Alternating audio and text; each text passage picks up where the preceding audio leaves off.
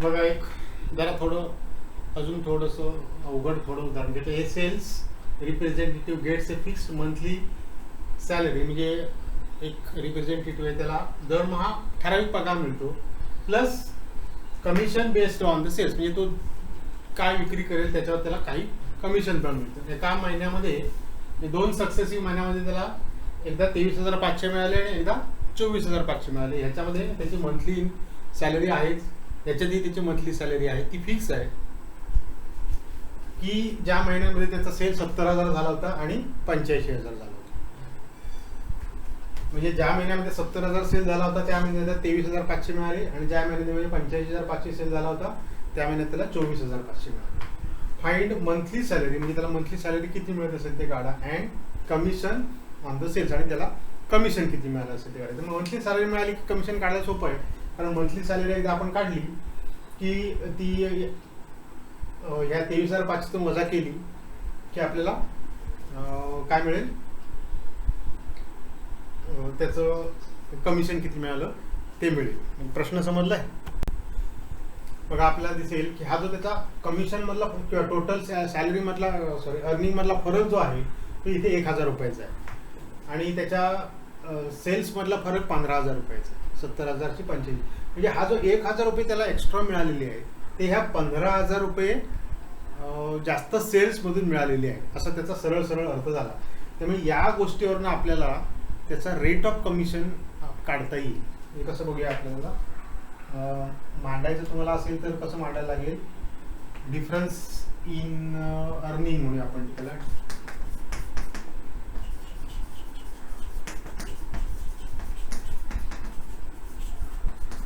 $24,500 वजा 23,500 म्हणजे 1,000 असं लिहिता येईल.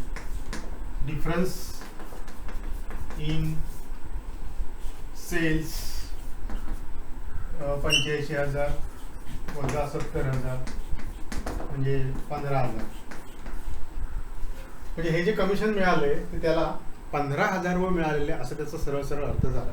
मग आता रेट ऑफ कमिशन कसा काढायचा, hence commission is equal to X% of 15,000. 15,000% आपल्याला माहित नाही ते काढायचे. म्हणजे कमिशन आपल्याला मिळाले 1,000 रुपये आणि ती X% म्हणजे X/100 into 15,000.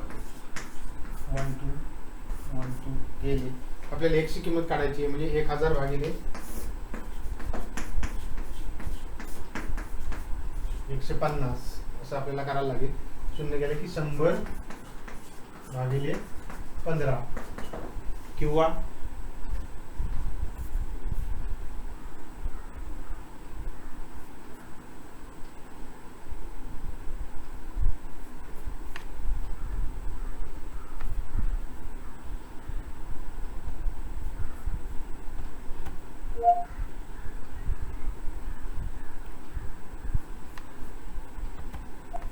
Sorry about that. I didn't hear.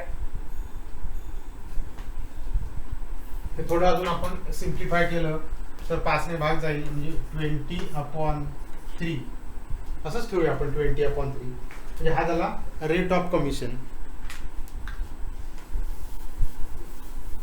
आता प्रश्न काय आपला, कमिशन ऑन द सेल्स, म्हणजे 70,000 कमिशन किती आणि 85,000 कमिशन किती. एक कुठलं तरी आपण काढलं, 70,000 कमिशन ह्या रेट प्रमाणे काढलं की, किंवा 85,000 काढूया आपण, म्हणजे कारण तो 3 ने डिवाइड करायला सोपं जाईल. 85,000 नाही, कुठले 70,000 काढूया, म्हणजे ते 23 ज्याच्यावरचं काढू ते टोटल याच्यात वजा केली की आपल्याला मिळेल. Hence commission on 70,000 by 20.3% that is equal to 70,000 upon 100 into 20/3.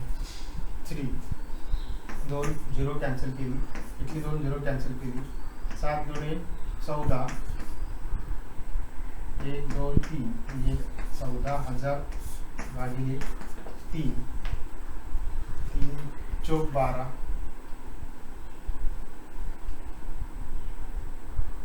3 चौक 12, 2 3 18, 2 3 18,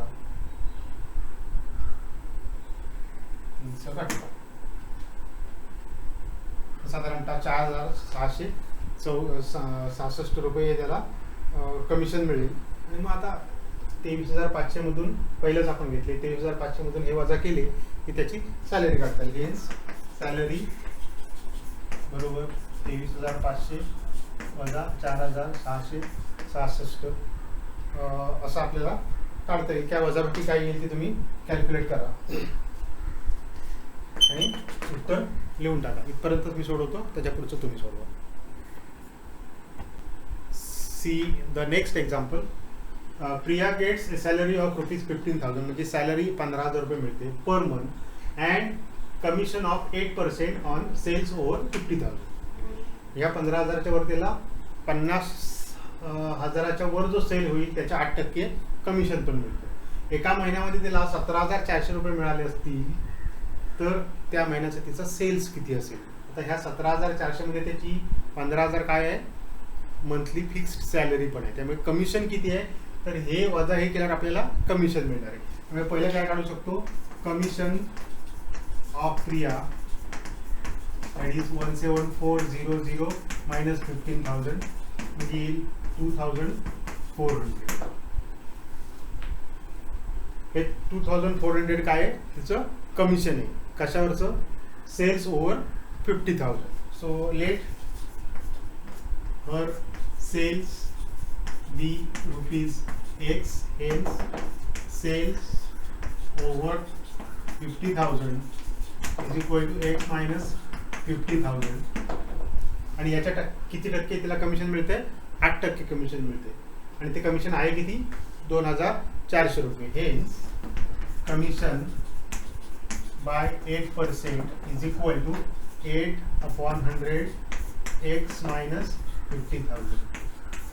आता हे जे कमिशन आहे ते तुम्हाला दिलेले आहे 2,400 बरोबर 8/100 गुणिले X वजा 50,000. आता इथून पुढे सोडवायचं कसं, हा कम्प्लिटली ज्याचा त्याचा प्रश्न आहे. आपण सध्या हे 8/100 इकडे आणूया म्हणजे 2,400 इंटू 100/8 असं करता येईल is equal to X minus 50,000. आता 8ने 24ला भाग जातो, 8ने 24 म्हणजे 3,000 येईल. 3,000 गुणिले 100 म्हणजे 3,000 आणि त्याच्यावर 200 म्हणजे हे 3 लाख रुपये झाले बरोबर X वजा 50,000 रुपये. आणि म्हणून X बरोबर हे 3 लाख आणि हे 50,000 रुपयेकडे आणल्यावर 3,50,000 रुपये असा त्याचं उत्तर येईल. म्हणजे तिचा सेल्स किती असेल त्या महिन्याचा, तर 3.5 लाख रुपये जर सेल्स असेल तर तिला 17,400 रुपयेमध्ये 15,000 रुपये तिचा पर मंथ सॅलरी असेल आणि 2,400 रुपये तिचं कमिशन असेल. आपल्याला असं विधान सोडवता येईल. बघा पुढचा प्रॉब्लेम घेतलाय. Mrs Saraswati was paid ₹88,000 as commission on the sales of computers @ 12.5. म्हणजे 88,000 रुपये तिला कमिशन मिळाले टोटल 12.5% रेट प्रमाणे. If price of a computer is 32,000 how many computers did she sell. म्हणजे तिने किती कॉम्प्युटर. आता हे खरं म्हणजे खूप सोपं आणि साधं उदाहरण आहे. तुम्हाला सोडवायला सुद्धा ठेवायला हरकत नाही. हिंट देतो मी.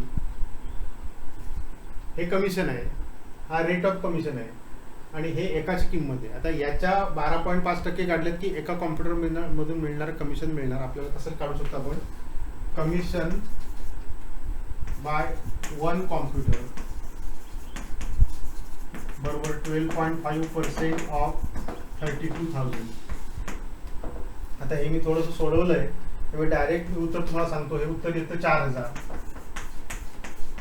आता त्याला 88,000 रुपये जर कमिशन मिळालेलं असेल तर मला वाटतं किती कॉम्प्युटर मिळाले असेल तर हे number of computers sold is equal to 88,000/4,000. हे उत्तर डायरेक्ट तुम्हाला 22 असं मिळेल बहुतेक. हां म्हणजे हे किती सोपं आहे बघा उदाहरण. फक्त तुम्हाला कॅल्क्युलेशन करायचं आहे आणि शेवटी कसं उत्तर लिहायचं.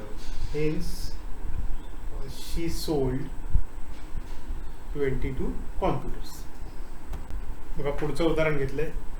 An agent is paid a commission of 7% on cash sales and 5% on credit sale. म्हणजे दोन प्रकारच्या सेलवर वेगवेगळ्या प्रकारचं कमिशन आहे.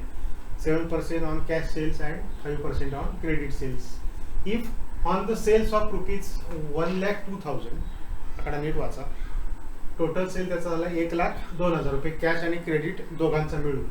Agent claims total commission of 6,420, 6,420. मग त्याच्यातला क्रेडिट सेल किती असेल आणि कॅश सेल किती असेल असं सेपरेट काढायचं. आता कुठलं तरी एक आपण घेऊया. लेट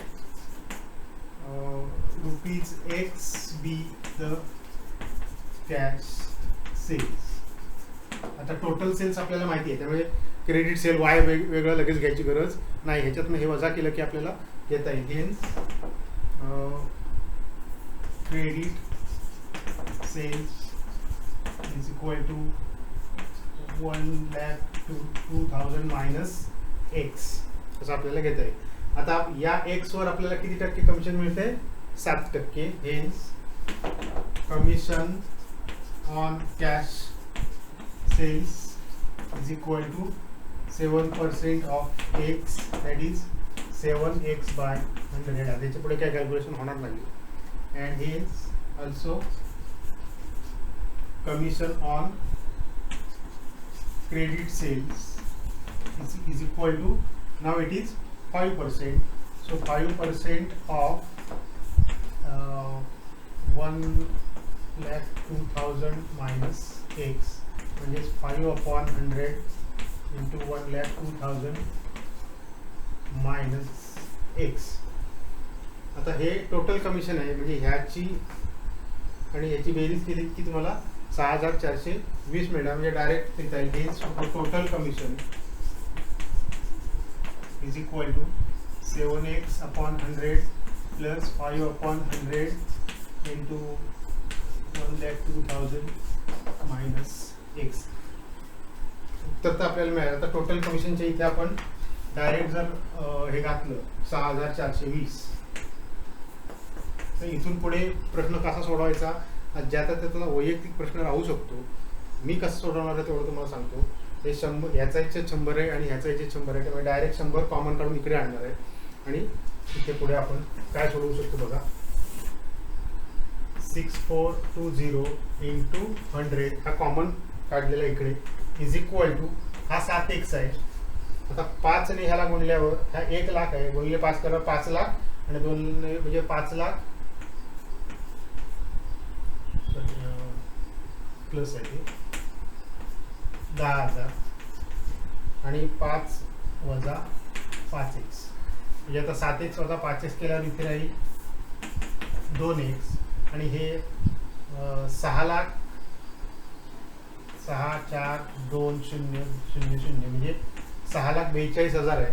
आणि त्याच्यातनं हे 5,10,000 वजा केली 5,10,000 ही उत्तर आलं तुमचं 2x. म्हणून 2x बरोबर 6,00,000 आता 5,00,000 गेले, 1,00,000 राहिले आणि 42,000 झालं म्हणजे 1,32,000 म्हणजे ही व्हॅल्यू 2x ची आहे. So value of x will be, calculate केलं आहे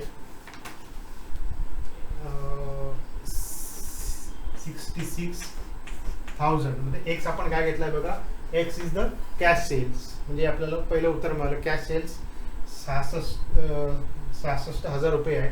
टोटल सेल्स इतका आहे, त्यामुळे नुसती वजाबाकी केली की आपल्याला क्रेडिट सेल मिळणार आहे. इथे थोडक्यात एक क्रेडिट सेल, इथे एक्सची किंमत घातली की credit sale is equal to 1,02,000 वजा म्हणजे ही 36,000 असं उत्तर येईल. दोन सेपरेट उत्तर आपल्याला यायचे. Sales cash sales is equal to so and so and credit sales is equal to so and so.